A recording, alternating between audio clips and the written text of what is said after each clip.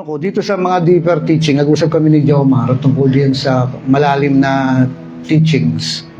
No, na sabi niya sa akin, dapat boy, ganito, dapat boy. Sabi niya, dapat sa mid-year camp, bigyan mo ko ng slot. Mag-slot machine ka, sabi ko.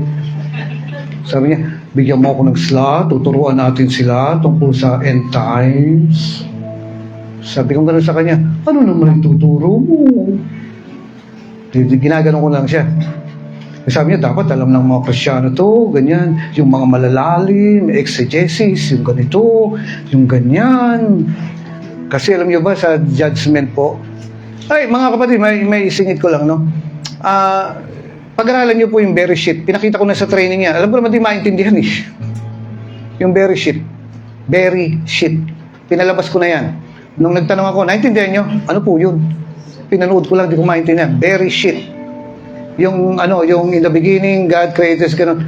Yung isang sentence na yan, nandiyan na, buong creation hanggang sa pagdating ni Jesus, yung kapanganakan ni Jesus, nandun na sa first sentence sa Genesis. Bereshit. No? May tinatawag kasi mga numerical values ang yung halimbawa A stands for 1, B stands for 2, C ganito ganyan, okay. Mga kapatid, alam nyo, dumating si Jesus, hindi siya nag-major dyan eh. Alam nyo kung saan siya nag-major? Yung kailangan mo ngayon. Hindi ibig sabihin, hindi kasama yan kasi nagturo siya sa Matthew 24, di ba? Natatandaan nyo ba yung sinabi nung camp doon sa yung maingay na yung sa lugar na habang nagsiservice ka, maliwanag ang buwan, bilog na bilog. Tapos doon, merong, nang si Judas ay nadulas, yung ganon. Yung pasyon. Natatandaan nyo, sabi niya ganon, pag dumating ang Panginoon, huwag ka nang umalis sa bahay mo. Stay ka sa ministry mo. Huwag kang tumakas. Sa araw ng pagdating ng Panginoon, mag-stay ka sa bahay mo. Na huwag ka nang lalabas, mag-stay ka sa ministry mo, mag-stay ka sa gawain. So, nandun pa rin sa Bible. Pero, ang Panginoon ay nag-concentrate talaga. Saan? Sa kailangan ng tao. Alam niyo kung paano mo masasabing malago ang isang tao, kaya malalim na? Hindi ko na sasabihin. Pero ito.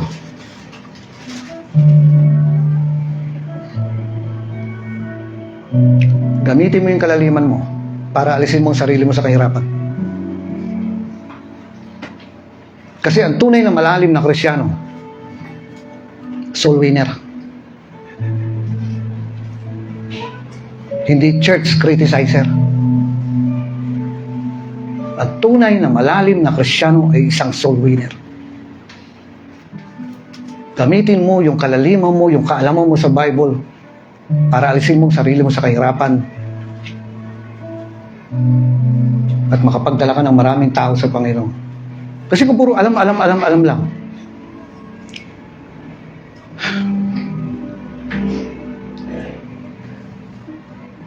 hindi naman lahat ng miyembro natin super scholar. Ano ba scholar. Hindi. So kung anong kailangan ng miyembro mo? Last. Ito na naman tayo sila Pero may ako kuha kayo mga kapatid. Alam niyo po, mas maintindihan natin ito kung yung iikutin natin, parang ganito. Nakikita niyo to? Stick, ganyan. Hindi yung maintindihan hanggat hindi ko ginaganon. Di ba? Isang pananaw lang ito Pero pag ginanon mo, magkakaroon ka ng idea. Pag ginanyan, mas magkaka-idea ka. Ngayon, makukompose mo sa isip mo. Di ba? Ngayon, itong yung sinabi niyang gano'n, For the kingdom of God is like unto, yung kingdom ni Lord, medyo iganon mo. Sabi niya, ang kaharian ng Diyos, nasa bako. Sabi niya, the kingdom of God is within. So, ang kingdom ni Lord, nag-ooperate doon sa loob. Na parang isa siya na magsasaka, na ganito, ganyan. Alam niyo ba, wala palang plano ang Diyos na dalhin ng tao sa langit. Wala. Siguro iba sa inyo ngayon lang narinig ito. Wala siyang plano dalhin yung original plan niya. Ang plano niya, ang langit, dalhin dito sa lupa. Pero yung kukunin ka niya doon, wala. Nagbago lang yan nung nagkasala si Adan. Pero sabi niya, hindi, may plano pa rin ako. Ano yun? Thy kingdom come. Babalik ako sa original na plano. Thy kingdom come, thy will be done. Ang sistema natin, hindi demokrasya, kung hindi kingdom style.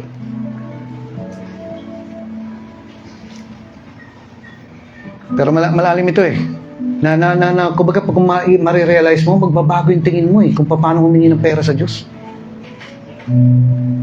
Alam niyo, sa totoo lang, yung mga sinasabi lang, puro pera. Yung mga taong, yung kumbaga parang desire nila ang pera, yung naglalas sa pera, yung mga walang pera. Yan ang sinabi ni Lemuel. Huwag mo kong pahirapan para hindi ako. Kilala niyo ba si Lemuel? Nasaan siya? Nasa kamarin. Si Lemuel, sinong Lemuel? Proverbs. Sabi niya, huwag mo kong bigyan ng masyadong maraming yaman, pero huwag mo rin akong bigyan ng masyadong maraming kahirapan. Sabi niya, walang, mga kapatid dito po, walang plano si Lord na dalhin pala tayo sa langit. Ang plano niya, ang kingdom, ang bumaba sa lupa. Nagbago lang. Pero babalik yan. Sabi niya gano'n, one day, planet Earth and planet Heaven will merge. Nakuha niya? Kaya yung pag-stay nila sa langit, temporary lang. Bababa din lahat yan. At magkakaroon ng bagong heaven at bagong earth. Amen? So, yung kingdom kasi, dapat maging ang thinking natin, kingdom-minded. No, ano ibig sabihin nito? Sino yung nag-conquer sa atin? Colony tayo eh. Hindi naman tayo original na bansa eh. Colony tayo ng mga Spaniards. Oh. Ngayon, kung ano yung sistema nila ron, pinatutupad dito yan. Yung hari nila doon, Katoliko, ang religion nila, Katoliko, kaya anong nangyari? Pinapatupad sa atin. Ngayon, ang Diyos, yung sistema niya ron, pinapatupad sa atin ngayon. At kung hindi ka kikilos doon sa kingdom principles, kung hindi ka kikilos doon sa sistema ng kingdom, mahirapan tayo. Alam niyo, nakapunta ako sa ibang bansa, Pasintabi po ha. Pasintabi, ang tagal namin doon ha, kaya isang buwan ako ron eh, sa Amerika. Magkasama kami ni Pastor Danny at yung kapatid ko. Pinasyal kami sa Universal Studios. Nakikimingil kami sa mga tao gano'n. Sabi ko, uwi na tayo. Bakit? Yung makukulture shock ka, alam niyo yun? Iba ugali, iba ang sistema. Pasintabi po ha, bakit nakukulture shock kami? Hindi kami sanay. Ganito ba rito? Ang maganda naman doon, lahat ng mga nakakasalubong mo, dito sa Pilipinas kasi, pag nagkita kayo, oy, pare, oy. Sila baliktad doon. Tayo pataas, sila pababa, kahit di mo kilala. Ganunan kayo ng ganunan. No? Sa Japan naman, kakaiba rin. Buong katawan. Ganunan kayo ng ganunan. Kasi impolite daw kapag hindi ka gumanon. No? Pero yung sabi niya gano'n, kailangan, ito yung hindi, yung, sabi ko nga, gagawa ko ng series na para madaling maintindihan ito. Alam niyo, hindi mahirap humingi ng tulong sa Diyos pagka nandun ka sa kingdom principles. Sabi ko gano'n, struggle ako eh. Pasensya na. Slow eh. Struggle ako, sabi ko gano'n, yung magkapera. Kailangan ng simbahan ng ganito, kailangan ng simbahan ng ganyan. Ano nangyari? Ang way ko, utang. Mangungutang ko sa bangko kasi kailangan ng suportahan yan. Sabi ko, hindi rin sustainable eh. Hindi. Andiyan pa kayo? Hindi sustainable yung nangungutang ka sa bangko. Legal yan. Yung alam may interest. Sino nagke-credit card dito? Pwede kang mag-cash, advance. Pero hindi sustainable. Naubos ko 5 bangko. Sabi ko, merong mas magandang way. Hindi ito puro utang. Hanggang sa nalubog na ako sa utang, di ba? Kaya, pagka yung kingdom principle, mas maganda, mas madali. Pero, hindi imposible. Pero may kaunting kahirapan. Kailangan magbago yung takbo ng utak mo na nakukuha niyo mga kapatid. Ayan, kaya sige po. Sino nakakaalam dito ng tabernacle? Tabernacle. Sige. Meron dito, no? Ay, kayo ba dyan sa likod na nag-handle ng pagkain namin, naririnig nyo? Opo. Ano ba yung kantang yan? Minamahal kita, sinasamba kita. Sinasamba kita, sa aking buhay ay ikaw ang nagbigay kahulugan. Minamahal, sinasamba kita. Minamahal kita. Minamahal kita.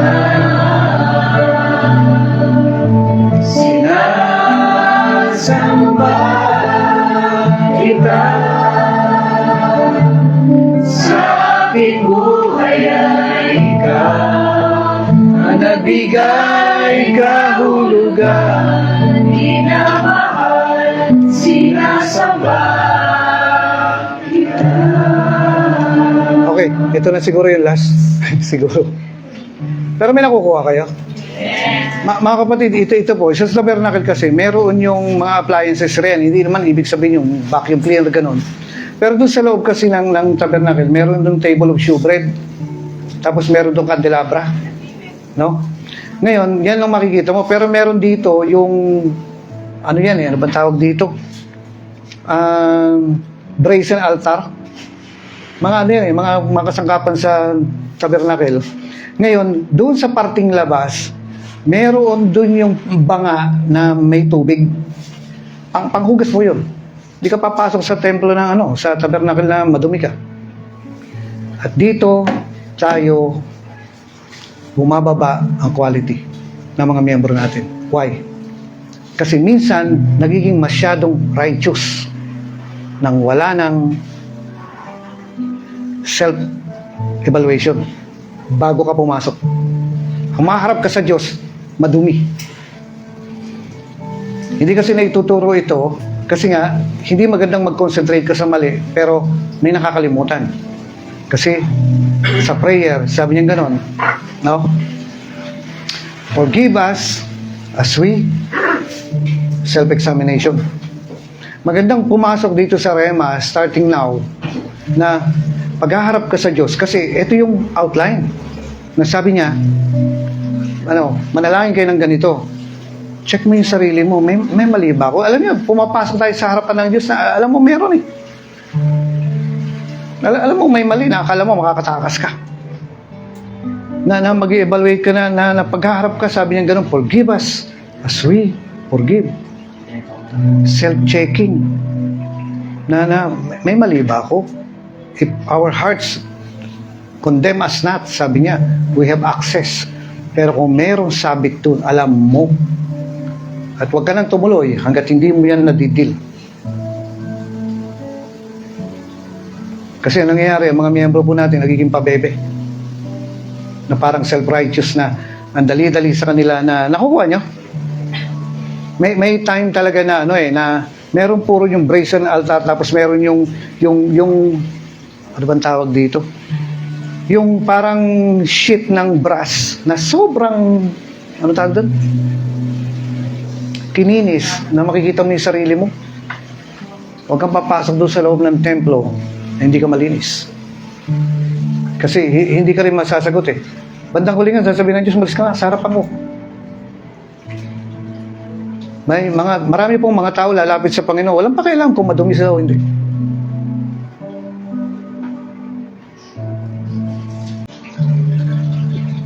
Palalayasin ka ng Diyos sa harapan niya. Saan ka? Sa Bible yan. Kung ikaw ay merong hindi kaayos, iwanan mo ang handog mo, malis ka. Ayusin mo yung problema mo, tsaka ka bumalik.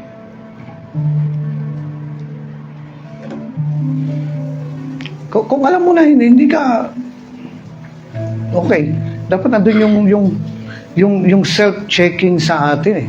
Na, nakukuha nyo? Hindi yung sanay na sanay kang pumapasok na hindi maayos ang tayo mo kay Lord na, alam mo, may dala-dala kang, alam niyo po, tatay ko, patay na patay sa buro. Ikaw ba, Larry Boy, kumakain ka lang? Masarap? Ay, hindi, masarap yan. Kayo lang ang nagsabing masarap, hindi masarap yan. Sarap. Hindi. Tapos nilalang ano. Ay, naku, hindi masarap yan. Pag yan niluto sa bahay namin, lahat kami lumalabas sa bahay. Bago. Tatay ko, patay na patay riyan. Gustong-gusto nila ng buro. Ganon.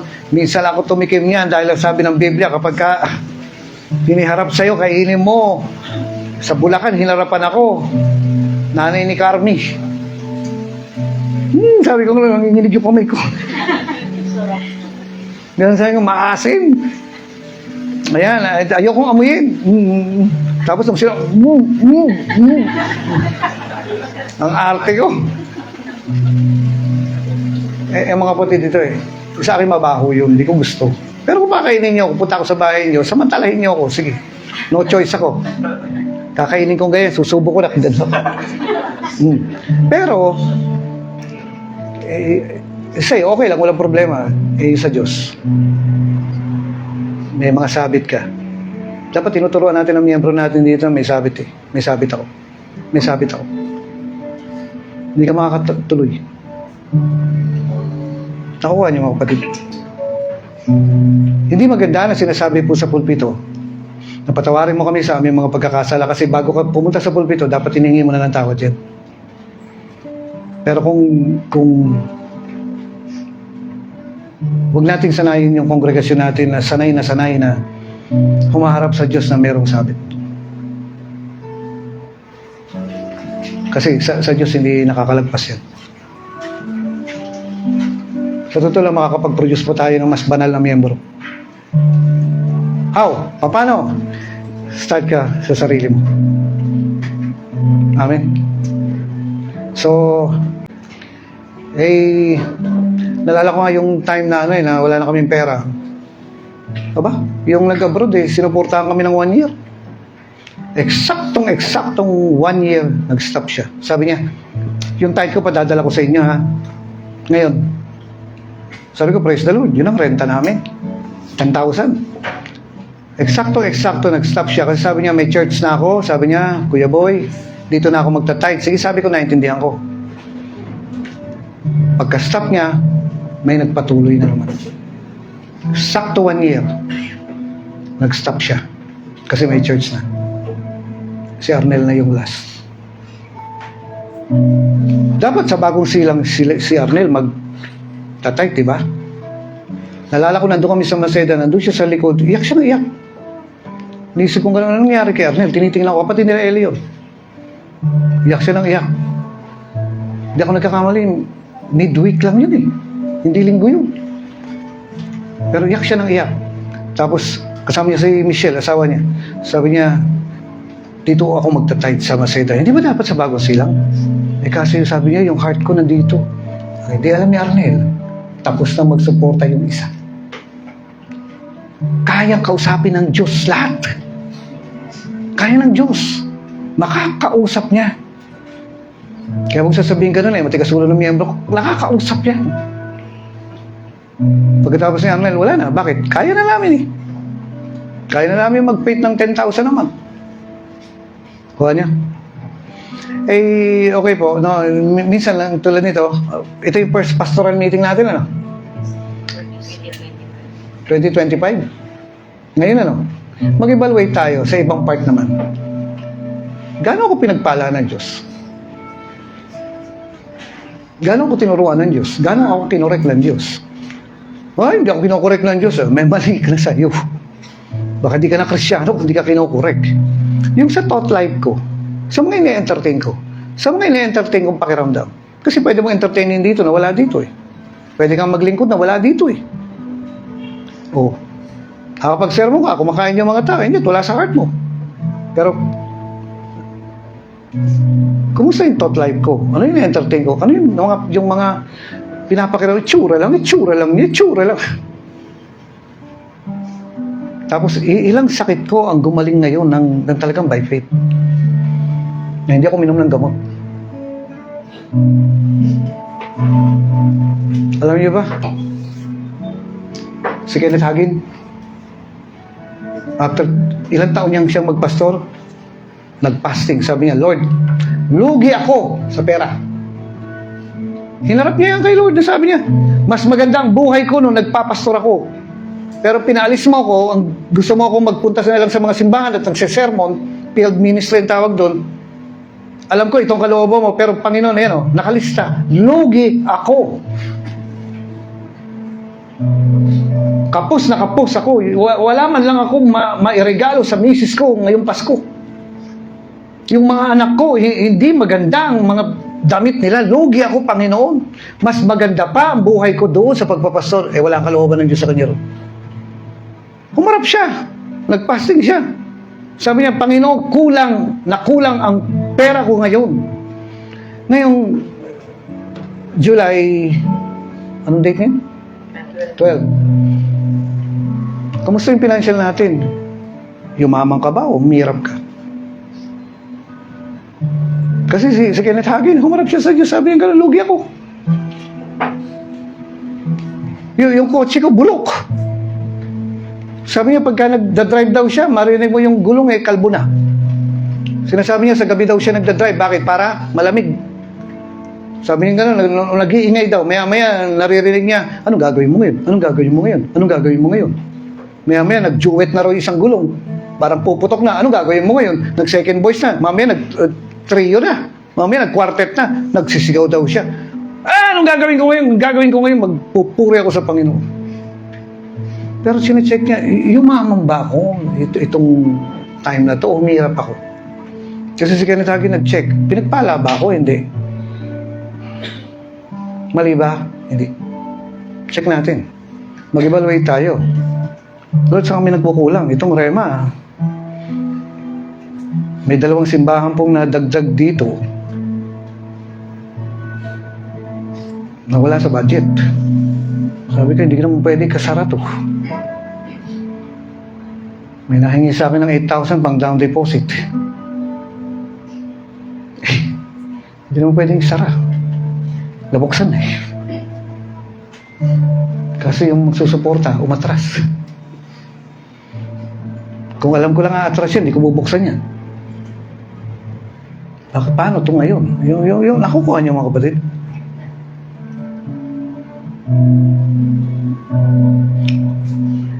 Dakila ka sa buhay ko, sa labis na pag-ibig mo ay naligtas ako.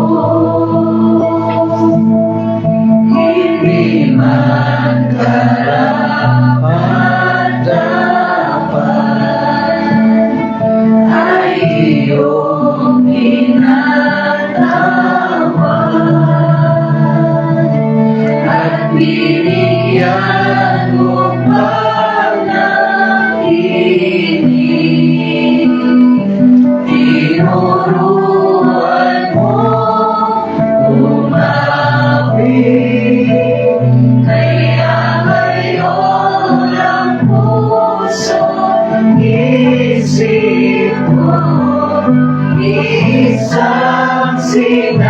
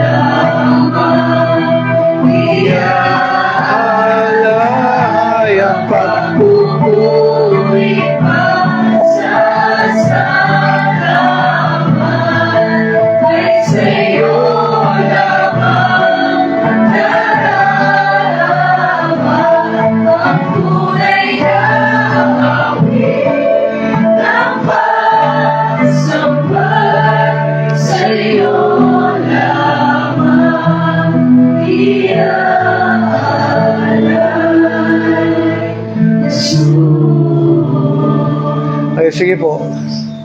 Magkaroon po kayo ng evaluation na habang ngayon sana, habang sinasabi ko po sa inyo, gaano ako pinagpala ni Lord, gaano ako tinulungan ni Lord, at gaano ako pinayaman ni Lord.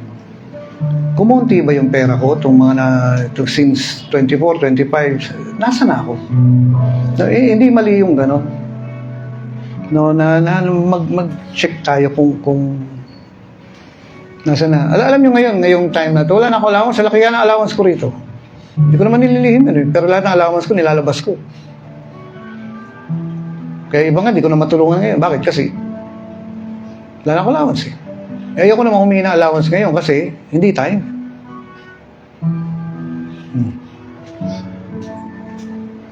Nagka-problema nga ako, nahihilo ko na nahihilo eh. No, parang vertigo. Ngayon, kung bibigyan lang naman ako ng simbahan, pampacheck up eh. Yung pa-check up, laboratory ang hinihingi. Nasa more than 10,000 ang laboratory ko. Alam ko naman sasabihin ng laboratory, negative. Di ba? Wala naman sasabihin, maganda yan eh. Sasabihin ba niya, makakapag-asawa ng 10, mamamatay lahat, sabay-sabay. Wala naman masasabihin yan eh. Pero yung alam, kailangan mo talaga. No, naikot ang paningin ko eh. No? Pag tingin ko si Mika, tingin ko 5. No? Eh, ano gagawin mo? Hindi lalaban ka. Ngayon, siyempre, sasabihin sa akin ng mga kapatid ko na, Kuya, ganito, ganyan eh. Eh, doon sa mga gamot sa kanila laboratory, magkakasakit ka eh. Hindi ako visit. Oo, ganito. Tapos lahat, titignan ko. Wala naman sasabihin maganda eh. Ayan, never ending fight to eh. Bakit? Buhay ka pa eh. Ayan. Tulad nung nung nakaraang nung anniversary ng Kamarin. Pagkatapos ko magturo, yung init. Pumunta ako sa kotse. Ay, hindi na ako makabangon. Pag upo ko ron, nirecline ko yung upuan na ganyan. Hindi na ako makatayo. Sabi ko, ngayon lang nangyari sa akin to. Dati, may ininom akong gamot para mawala eh. Bonamine. So, yun lang. Bonamine lang. Pero di na tumatalab ngayon. Ano gagawin mo ngayon? Ay, di laban na naman. Hahanapin mo ngayon kung saan yung mali. Ano gagawin mo? Di magpa-laboratory. Ganun talaga. Amen. Pero kahit na ano pa mangyari, ang Diyos pa rin magpapagaling sa'yo. No, kasi kailangan pa mabuhay. Di ka pa pwedeng mamatay. Mas mahalang mamatay. Sabi ng isang kasama ko, gano'n, sana mamatay lang. Sabi ko, lumayo ka. Huwag kang magpapakita na dito ka mamatay. Bakit gagastusan ko pa namin ng palibing? Hello? So evaluate po tayo. No? Itong ano ba? Magkano bang binigay sa akin ng Diyos ngayong dinagdagan ba niya yung allowance ko? Oh. Ilang sakit ko ba ang pinagaling ng Panginoon? Ilang problema ko tinulungan ng Panginoon? Umakyat ba yung financial ko or bumaba? Ilang kaluluwa na dala ko sa Panginoon? Eh, magkaroon tayo ng mga checking. Tapos isa pa. Ilan ang namiminta sa akin? Nabawasan ba na dagdagan?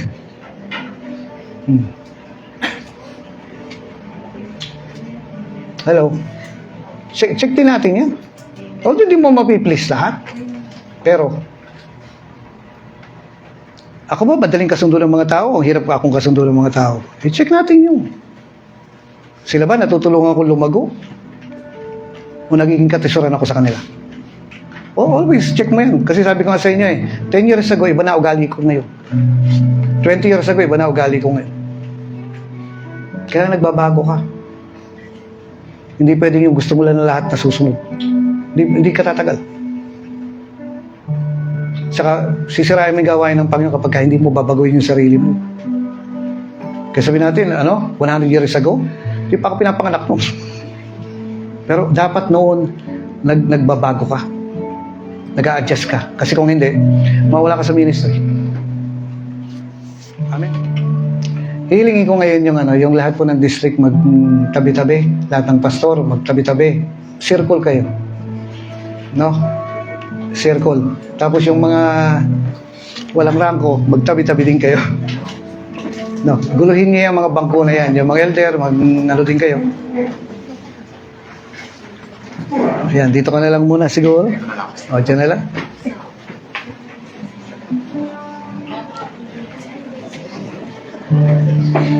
Okay. So, mag-circle kayo, grupo-grupo. Siguro, tiga-apat. Tapos, pag-pray nyo na, Lord, gawin mo kaming, pakinggan nyo Lord, gawin mo kaming, gawin mo kaming sensitibo sa mga pagbabago na patutupad mo dito sa church. No? Gawin mo kaming sensitibo. Kasi may babaguhin ng Panginoon eh. At kung hindi mo malalaman yan, magiging hadlang ka. Okay. Tingnan niyo mga kapatid yung minsan magkaroon kayo ng ng self-evaluation na ganito. Ano na ba yung mga ugali na nabago sa akin ngayong taon? Ako alam ko. Sa akin, sa sarili ko. No? Ayoko na pakialaman yung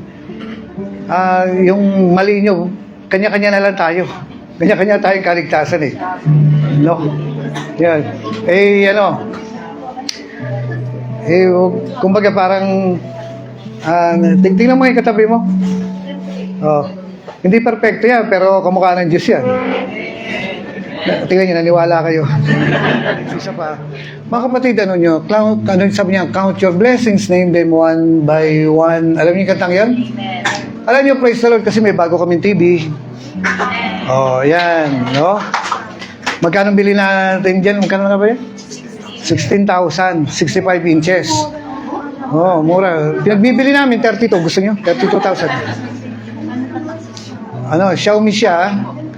Dahil si Jasmine ay nagtatrabaho ron. Actually, pang-empleyado lang. Yan, hinakot nga niya yung mga TV ron dahil ang dami nagpabili sa kanya. Baka gusto nyo, ngayon ang sale ngayon dito ay pangalan nito, cellphone naman. Yan. No. Alam niyo ba yung vacuum na yung mainit na tubig na nililinis niya yung side na ganyan? 25,000 yun, 6,000 lang. Hindi ako nakabili. Sayang. Kaya sa susunod na sale, meron nga yung isa, ito 65 inches, yung isa na bibili nila 85. Pinagbibili. Magkano? 30? 25? Ang mura. Oh, 85 inches. Sabi ko nga, maganda yun kasi sa bahay kasi, ang monitor ko, ganyan kalaki. Tapos ang lapit-lapit ko, gumaganon ako. Yung 85 inches, asan yung mouse? Magaganon ka eh. Parang ang ganda ng 85 inches. No? Pag tapos manonood ka ng Jurassic Park. Tapos yung ganyan ko sa bahay, 5.1 ang sound system niya.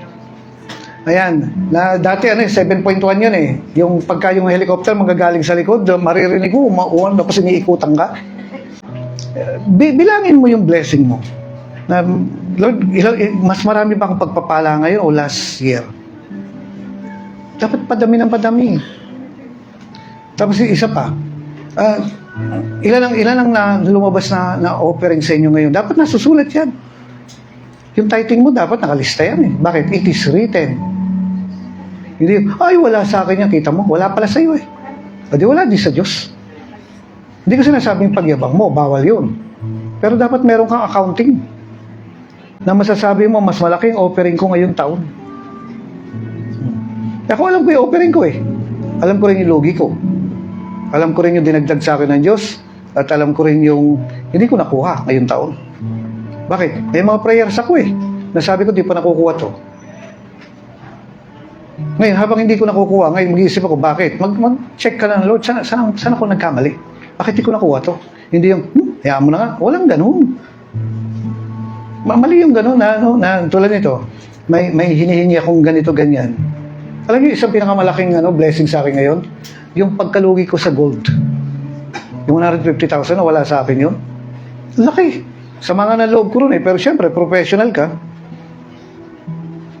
Ngayon, papairal mo na, kayang ibalik ng Diyos yun. Etong mali.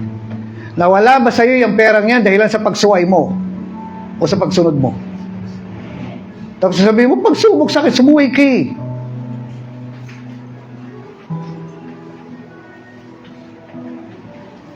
Tapos maninisi ka. Kaya naman pala nawala sa'yo dahil sa pagsuway mo. Lord, nabuntis ako. Pagsubok mo sa akin, bukpukin kita eh. Hindi pagsubok yan, konsekwensya ng mali mo. Hello? Check natin to. Mag-check tayo, mag-evaluate tayo na. Tapos, alam niyo ba yung Obamacare? Yung parang PhilHealth yan. Pinagdidebatehan nila yan. Bakit kasi? Yung may cancer, pagagamot. Ayaw ng iba. Saan mo nakuha yung cancer na yan? Kakasigarilyo. Tapos ngayon magpapagamot ka. Binabawal mismong nasa pakete nga eh. Dangerous sa health yun eh. Tapos, sigarilyo ka ng sigarilyo. Ngayon magpapagamot ka. Pera ng bayan yan. Yung sinasabi ni Pedro na mabuti sana kung mabilanggo ka dahilan sa gumagawa ka ng tama kung nagnanakaw ka. Madalas po mga kapatid, yung kalugihan natin ay bunga ng pagkakamali. Pabaya. Mag-check tayo riyan na hindi maganda po na dumalagpas yung ganito. Tulad to, ilan ang dala kong kaluluwa sa Panginoon, yung ako nakawin talaga. Ako nakawin. Magkaroon tayo ng checking sa ganyan na ano. Saka tulad nga ito, yung accounting. Alam niyo ba how God taught me prosperity? Yung nandun niya, sabi niya, Lord, kulang ako. Nag-accounting sila ng Panginoon. Kulang ako. Mas mayaman ako nung andun ako sa simbahan. Ngayon, lugi ako. Sinasabi niya, tinataas niya sa Panginoon. Lugi ako.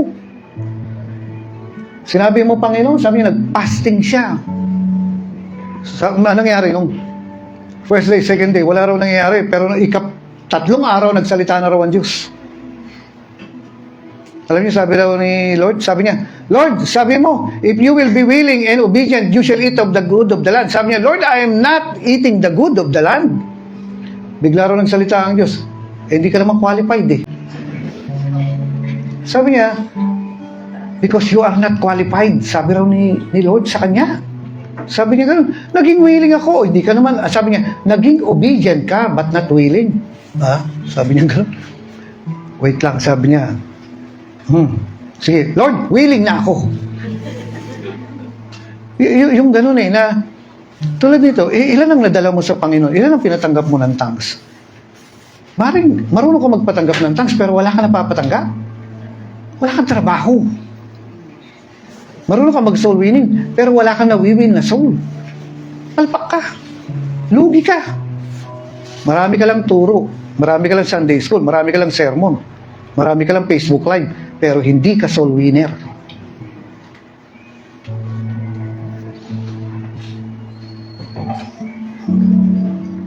Nagmi-meeting na tayo. Kasi alam niyo po yung iba, masyadong abalang-abala sa trabaho. Nagagawa ko naman yan, nagagawa ko. No, sabi niya gano'n eh, sabi niya gano'n. Ang gusto ko, sabi niya, that you may bear fruit and that your fruit remains. Sa sermon mo ba may naliligtas, may gumagaling, may nalalapit ka sa Panginoon? Sa pag-worker mo ba, mayroong ganito? Meron. Ilan? Ilang rate? One soul every 3 years. Lugi. Baka nga mas marami pa tayong simbahan kaysa miyembro eh. Mag-check din tayo. Kasi ayaw ng Diyos ng... Sabi niya, sobra yung tinapay, tipunin niyo. Ayaw niya ng nasasayang. Alam niyo na nag-usap na po tayo nitong mga nakaraan. Kung talagang hahanapin mo ang tupa mo, matatagpuan mo kahit isa, once a week. So, ano ko, yung ano ba to? So, minsan, alam niyo po, kung pwede nga lang ako kung pwede lang ako magbitaw ng senior pastor at mag-stay na lang ako sa isang simbahan, parang mas masarap sa akin eh. Na parang gusto ko bumalik sa soul winning. Yung tayo noon, yung tayo lang, na isa lang kongregasyon natin na ang saya-saya natin. Walang masyadong problema ron eh. Wala. Dito dami problema. Pero di mo naman pwedeng bumalik. Pero di ba ang ganda sana nung tayo lang noon na kaso nga, hindi na nga ganun eh. Parang ang sarap na soul winning tayo. Di ba nagpupunta tayong Luneta? Napapatibati tayo sa mga saksi ni Jehovah. na nakikipag-usap kami, ganyan, nagpo-program kami, nagsisermon kami sa kanto. May dala kami microphone tsaka speaker. Di ba? Di ba? Tapos, parang minsan siniisip ko, ang sarap sana kung bumalik na lang sa gano'n na hindi ka senior pastor, wala kang iniisip na mga renta, wala kang iniisip na, ha? Simple lang ang buhay na parang nag-enjoy ka sa paglilingkod, tapos kayo-kayo, pupunta kayong luneta, magpa-practice kayong mag-share, ganito. Pagkatapos nun, prayer meeting, parang ang sarap. Na wala kang iniintinding ganito, kaso nga, hindi, ayoko naman magreklamo sa pagpapala ni Lord. Pero minsan iisip ko parang ang sarap na lang umuwi sa probinsya pagka nagkaroon yung wala naman akong probinsya, kaya wala rin ako uwi yan.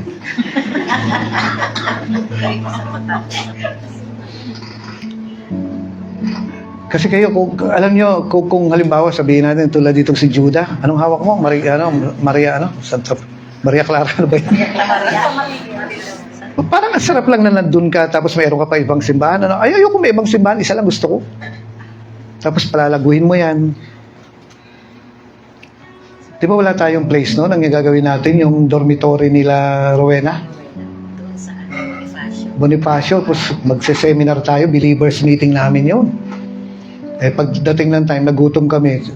Titignan, anong ulam? Pati pagkain lang kinakain namin. Parang ang sarap lang sanang yung gano'n na isa lang ang church mo. Tapos, malago naman tayo na di ba? Pero hindi na nga gano'n So ngayon, magkaroon ka ng accounting na ilan lang nadala ko kay Lord? Ilan?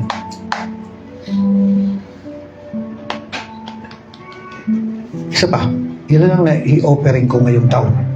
Last year, ilan lang na-offering ko? Ako kinukwenta ko.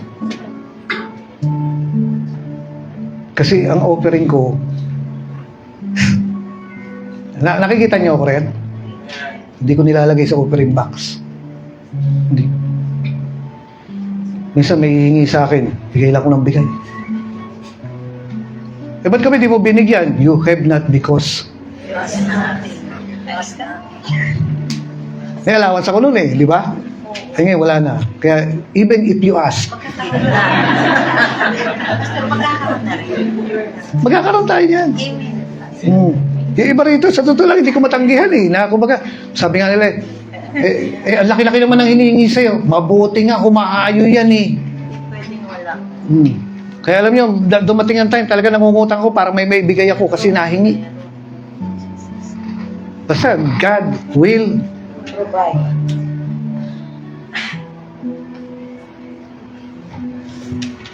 Yung nga lang, hindi ko nandiyan pa kayo? Hindi, magmi-meeting tayo Pero naka-align na tayo ngayon, ano? So mag-check po tayo na parang, ayaw ni Lord na may nasasayang na tinapay? Meron po tayong isang simbahan. Hello po, may isang simbahan tayo. Yung kabubukas lang yan. Noon pa to Alam niyo, nakikita ko yung isang tao, inoobserbahan ko, may worker, may mga miyembro, may pumasok na isang kabataan. Diyan. Ba't siguro walang pumapansin? Ako na nakapansin na walang pumapansin. Sabi ko, bakit hindi nila pinapansin ito? Ngayon, kinausap ko yung isang worker. Sabi niya, ganun, ano pong nangyayari dun sa, na bakit hindi niyo pinapansin? Pinansin ko na po. Paano pinansin? Wala pong pumapansin So, pinansin na niya. Di na win.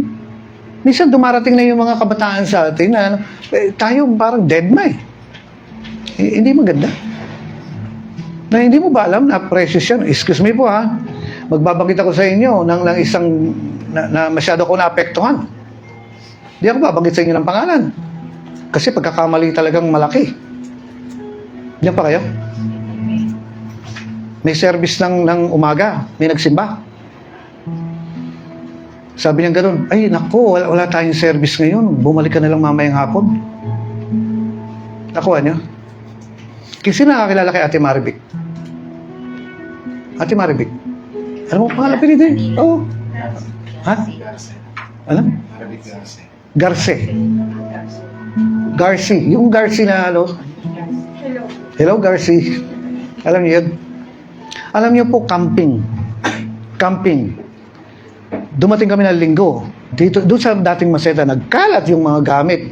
Meron pa kaming, hindi ako nagkakamali, meron pang bigas na sumobra. Alam niyo ba yung, yung aso ni Itos? Yung mahaba ang tenga? Yung beagle? Alam niyo yun? Inihian yung bigas. Sabi ko, ayoko lang kainin yan. Yung lumapit lang, akala ko amoy, biglang tumaas yung paa. Inihiyan yung bigas. E di sabi ko, ganun lang, sayang naman. E di, alam niyo po, pagkatapos ng camp, pagod na pagod ka, tama? Bumalik ako. Linggo yun eh. Kasi baka may umatin. Baka. Pagdating ko, maya-maya, dumating si Lerold. Nagkatinginan kami dalawa. Mukhang pareho kami bangag. Eh, ikaw ang pastor dun eh. Linggo yan. Kung tatapos ng wala ka namang patawad, kakaiba ka. Bakit lumagpas ka na ng langit niyan? Eh, hindi baling lumagpas. Huwag lang kapusin. Eh, paano kung may umatin?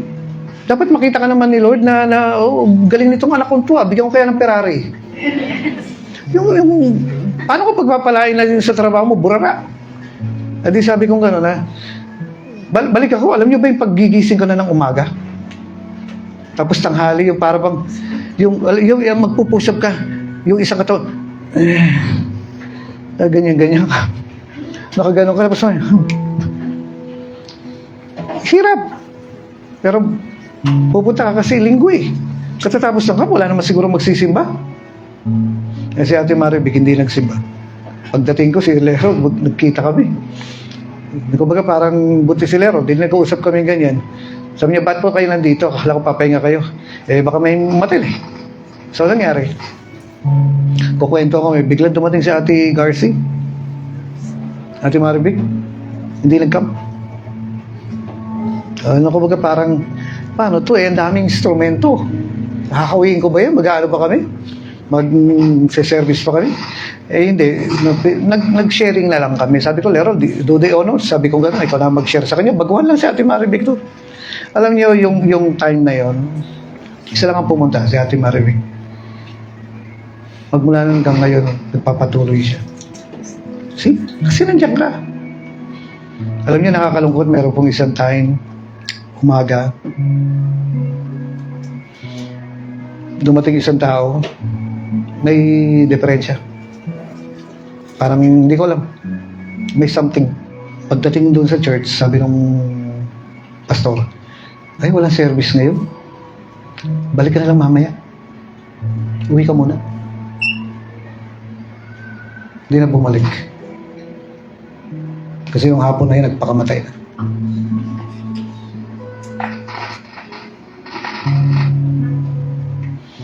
Ano yung sabi ng nanay? Kaya ako pinagsisimba yung anak ko dyan. Hindi na bumalik. Kasi nagpakamatay. Oo, huwag tayong matatagpuan ng Diyos sa ganyan.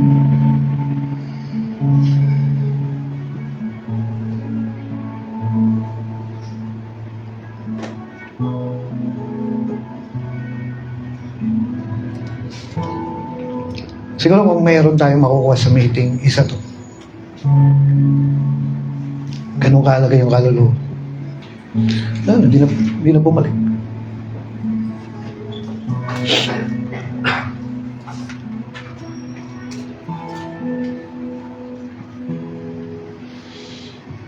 Simbahan tayo eh. Kaya maraming dahilan, ganito, ganyan. Basta may time ka, sana bago mo pinauwi, pinag-pray mo muna. Huwag ka masyadong busy sa kaharian na wala ka ng time sa isang Samaritan woman. Huwag ka masyadong busy sa laki ng gawain mo na wala ka ng time sa mga Nicodemo na nag-iisa. Huwag ka masyadong busy na hindi mo napapansin si Zacchaeus na umakyat sa puno para tingnan may pinapupunta ang Diyos sa mga simbahan natin.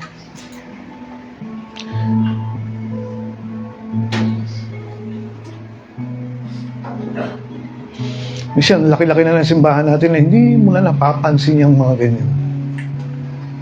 Hindi mo alam. Last ka na makakausap niya.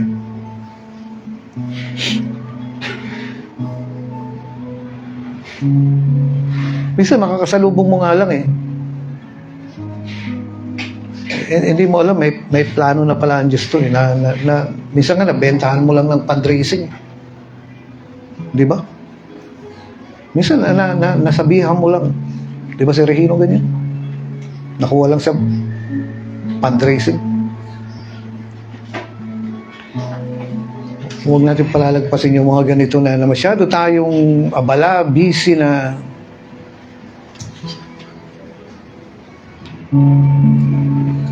alam niyo kung ano nararamdaman natin ngayon?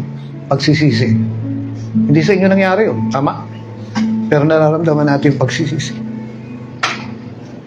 Jesus ang pangako mo, di mag-iisa, hindi pababayaan. Di iwan kailanman, Sapat ang pangako mo, at di ka nagbabago. Wala nang kapantay sa pag-ibig mo. Jesus ang pangako mo, ako'y di mag-isa, hindi papabayaan. Kailanman dapat ang pangako mo, at di ka nagbabago. Wala nang mapantay sa pag-ibig mo.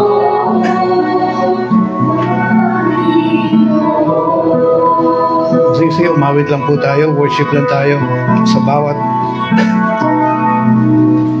bawat lakad na sa aming pangamba, naghihintay na mangusap ka. hindi nangyari sa inyo yun, and yet nandun yung repentance, yung pagsisisi. Ikaw ay nariyan.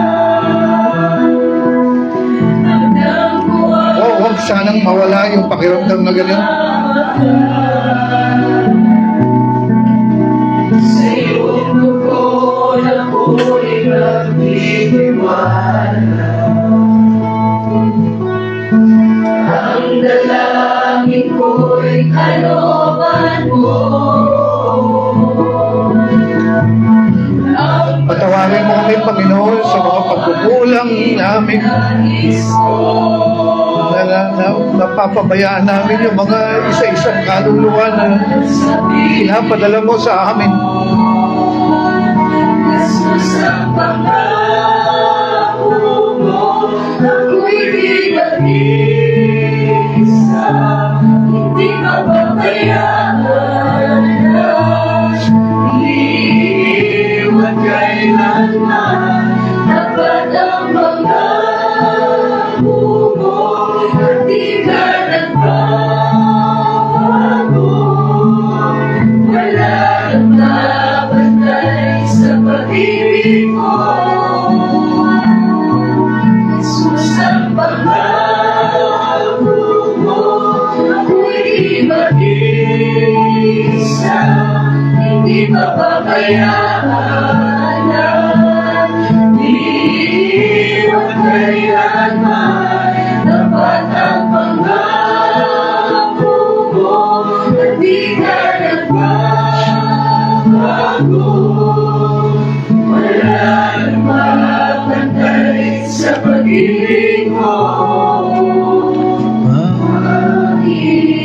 Panginoon. Alam niyo, sa 12,000, may time si Jesus na mag-minister. May time sa Bible na sabi niya gano'n na lahat pinagaling niya. Sabi ng mga Bible scholars, 50,000 persons a day hinaharap ni Jesus. Yun ang sinabi nila, ha? Sa dami daw ng populasyon ng time na yun, sa dami ng may pangangailangan, 50,000 a day ang hinaharap niya. And yet, meron siyang time para sa isa. Tapos nung nagkakasiyahan sila, nagpipiesta, iniwanan niya yung piyesta, naghanap siya ng isang taong pwede niyang matulungan. Hinahanap nila, umalis siya. Naghanap siya ng isang bulag na papagalingin niya. Gaano kalayo ang dito umabo sa San Luis? Layo, no? 7 kilometers. Merong isang nakita si Jesus na may sakit doon sa isang bayan. Nilabas niya ng bayan. Bakit hindi mo gagaling doon sa bayan niya? Sipin mo yung effort na yun. Aakayin mo yung tao na may sakit, palabas doon kasi hindi mo mapagaling. Gaano karaming effort yan? Na ilalabas mo, dadali mo pa sa dito mabo para doon mo lang mapag-pray. Kasi nga hindi gagaling sa San Luis. Parang ganun. Yung effort, yung hirap na ilalabas mo ng bayan kasi yung iba sa inyo, nagdadala ng bangko, nagdadala ng amplifier, lilipat ng lugar na para magmi-minister kasi may service sa kabila, may ganun. Sabi ng iba, maganda sana meron ng sariling amplifier. Kaso wala nga, tiisin natin ito. Tiisin mo buhatin, tiisin mo mag-commute ka. I-tricycle mo. Sinisundo mo yung mga miyembro, isa-isa. Tingnan mo yung effort na yun. Hindi sa'yo nagsimula yan. Kay Jesus, ginagawa niya yan. Isang tao lang yun. Tingnan mo yung pagod ng Panginoon. Para lang susunduin mo yung mga miyembro. Alam niyo, sabi ng nanay nung namatay, yung nagpakamatay, kaya ako pinagsisimba yung anak ko sa inyo. Nasira na.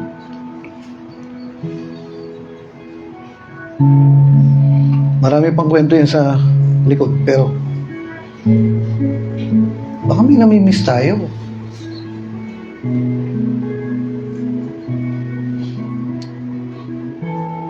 Asa si Cristel? Wala rito si Cristel, ano? Hindi natin kasama si Cristel.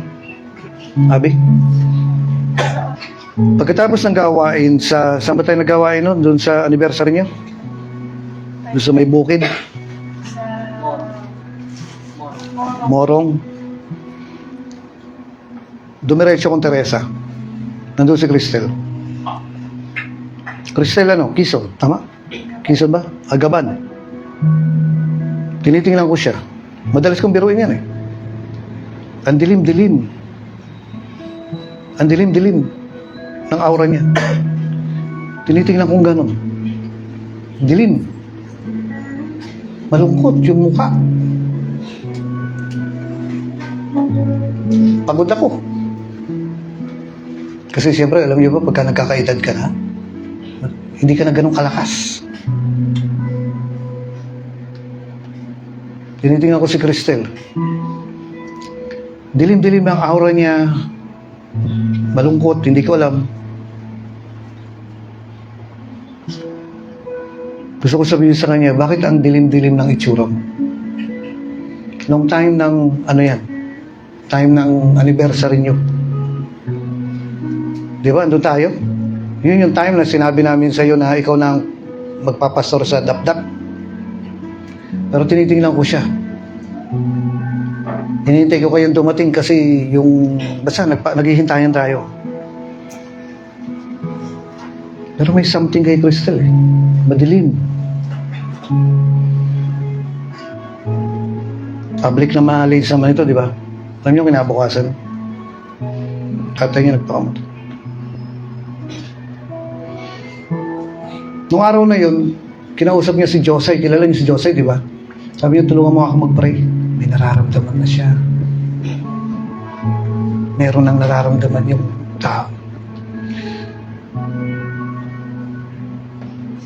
Nakikita ko siya madilim. Hindi niya alam. Pero may something na, hindi naman ka pwede mag-invento.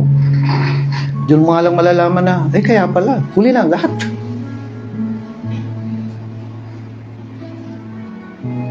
Madaling araw yun, di ba? Tatay niya. Nagbaril sa sarili. Sabi nila, baka naman daw hindi binaril. Hindi nagbaril, kundi binaril. Kahit na. Kahit na.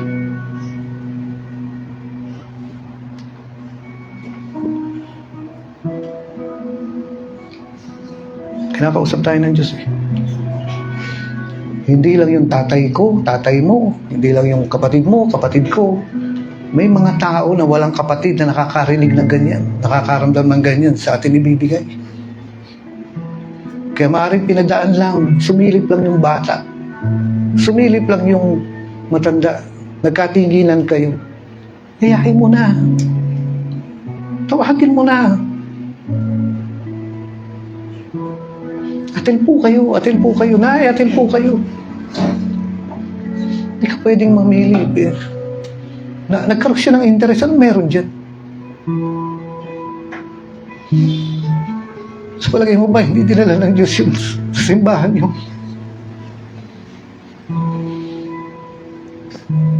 sa palagay mo ba, baliwala lang na na-attract siya? Anong meron dyan? Si Zacchaeus, nandun siya, hindi nga siya nakikita eh.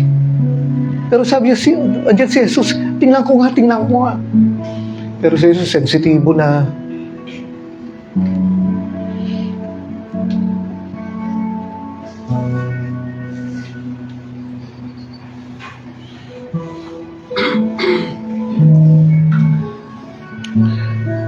Iiwanan mo yung 99, hanapin mo yung nag-iisa. Maring unbeliever pa yan, pero miyembro mo na yan.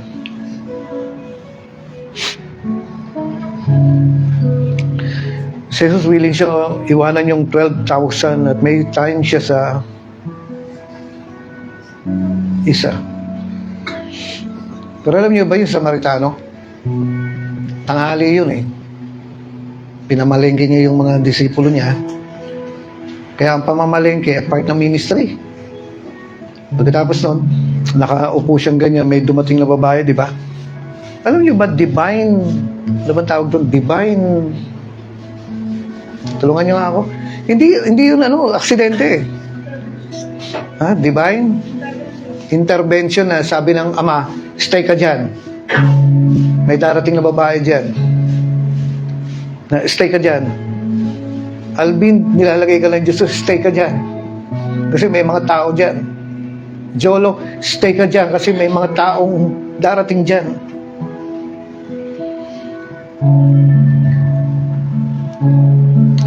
Nagkasundo ba si Jesus saka yung babae Samaritana kagad? Hindi. Nakipagtalo yung babae. Kung mo sinasalungat ka nung umaaten, nung isang kapitbahay yan, titigilan mo na ba? Hindi. As long as pwede mo makausap eh. Nagkasundo ba sila kagad? Kinampihan ba siya ng babae? Hindi. Nakatuwiran pa. Kayo mga Hudyo, ganyan kayo. Kami mga Samaritano, dito kami sumasama. Nakipagkontrakan pa eh.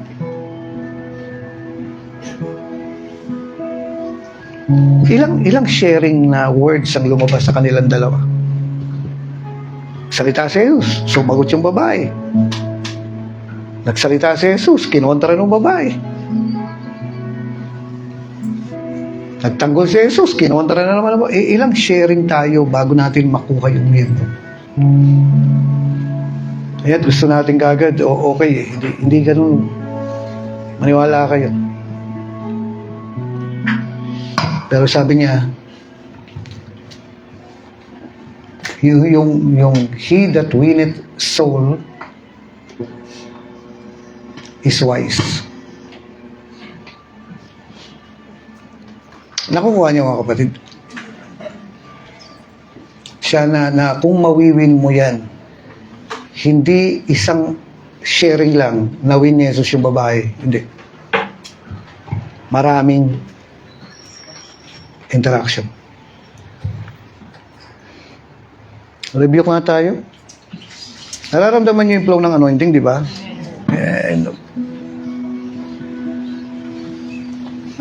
Eh kung meron tayong makuha ngayong meeting na to, na wala pa nga tayo sa talagang meeting kasi papasadahan lang yan eh. Pero ang nasisense ko po rito, may kinokorek na ang Diyos sa atin. Ngayon magpakorek lang tayo na, o ano, gumano lang tayo.